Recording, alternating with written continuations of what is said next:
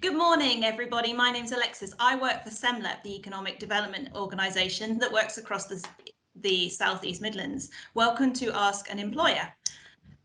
Would the panel like to introduce themselves? Rhiannon. Hi, good morning. My name's Rhiannon Stafford and I work for myself and I run a people development consultancy. And that basically means I go and work with employers to help them solve problems around their recruitment, to help them build skills and develop people in their organisations. I've got a background of working for almost 20 odd years in human resources in HR, and I volunteer as an enterprise advisor in Northamptonshire. Would you like to go next? Okay. Hi, everyone. I'm Zeb Shahin. I've been an MD or managing director for the last 20 years in manufacturing and distribution companies across the world. I think one of the biggest kicks that I get is hiring people, and especially young people. So I'm looking forward to giving some useful advice today. And Paul. Hi, yeah, I'm Paul Thompson. I'm the Employment and Skills Manager for the South East Midlands Local Enterprise Partnership. I've also kind of had a background in engineering, where I've been a CEO of an international company, and I've also actually run my own businesses on kind of retail and wholesale online. Fantastic. Thank you all for joining us this morning. We're here to discuss some of the questions that you've sent in to us. So today's theme is looking at interviews, and we have had a couple of questions sent in to us. So the first one is, why would you like to work for us? What are your thoughts on that, panel? How to answer that question? Rhiannon, can you get us started? Well, I think this is where the employer will want to see and hear from you. And although they're asking about why do you want to work for us, they'll also want to know a little bit about what you know of their organisation. So why do you want to work for us? I would try to answer that question by showing that you know a bit about their organisation, and where you might fit in to that organisation. Give them a bit of certainty that you're going to hang around for a bit. So you can talk about how working for this organisation, what skills you can bring to them, and how they can help you develop your career as well. The thing with interviewers are they want you to stroke their ego a little bit as well. So as much as they want to hear about you, they want you to say some nice things about them and the organisation as well. So my kind of final takeaway, make sure that you can say something that shows you know about their organisation, something that shows how your skills will fit in, and something that shows that you want to hang about and have a bit of a career with them for a couple of years. That's my thought. Zeb, what are your thoughts? Yeah, I'm very much in agreement with Rhiannon. I think for me there are two things.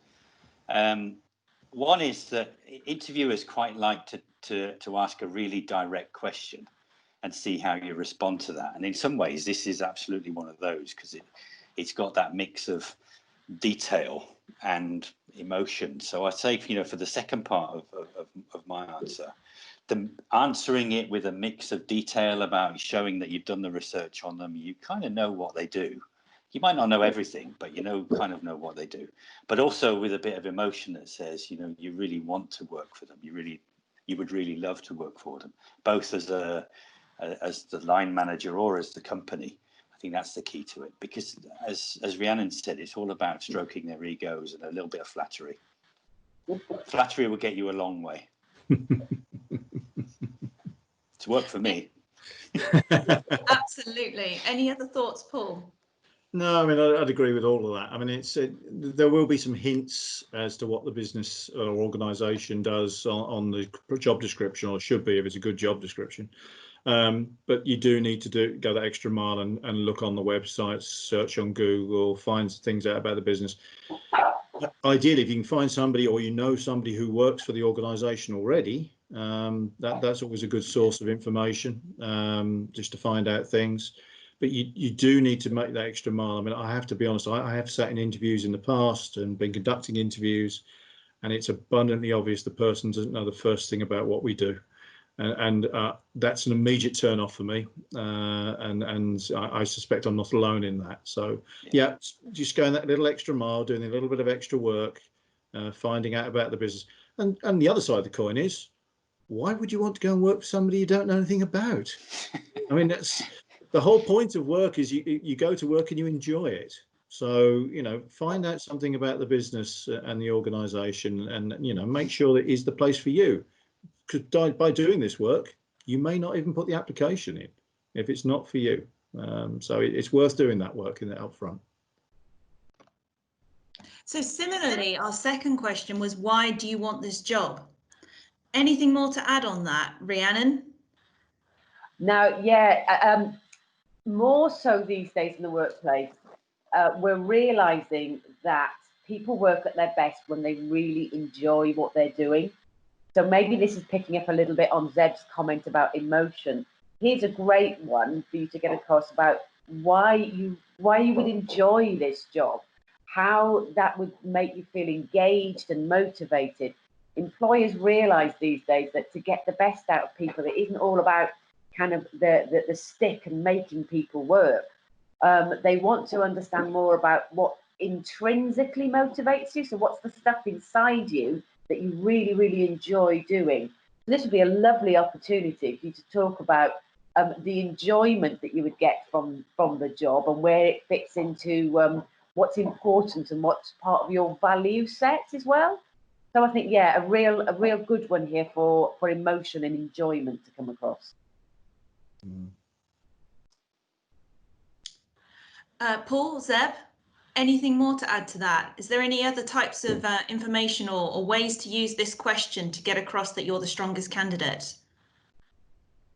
I think, you know, this kind of question, why do you want the job? I think it's also the employer perhaps trying to make sure that you understand that you know what the job is. So I think if you kind of make sure that you do understand what the job is, and when you actually answer that question, make sure that you explain that as part of your answer, and actually link your strengths, your qualities to the roles within that job and what you would actually add to it. I think that's probably a smart way of actually doing it. So, you know, if there's certain aspects of the job, I don't know, let's say there's lots of customer contact or something like that, you know, emphasize the experience that you've got or what you've done in the past, to actually kind of show that you've got those kind of competencies. The only thing I would add to all of that, it's all great stuff, because it's all, you know, you start to talk about the detail and the emotion. I think building on that, though, yeah, once you've done that, interviews can be quite kind of staccato, because it's question, answer, question, answer. It doesn't need to be like that.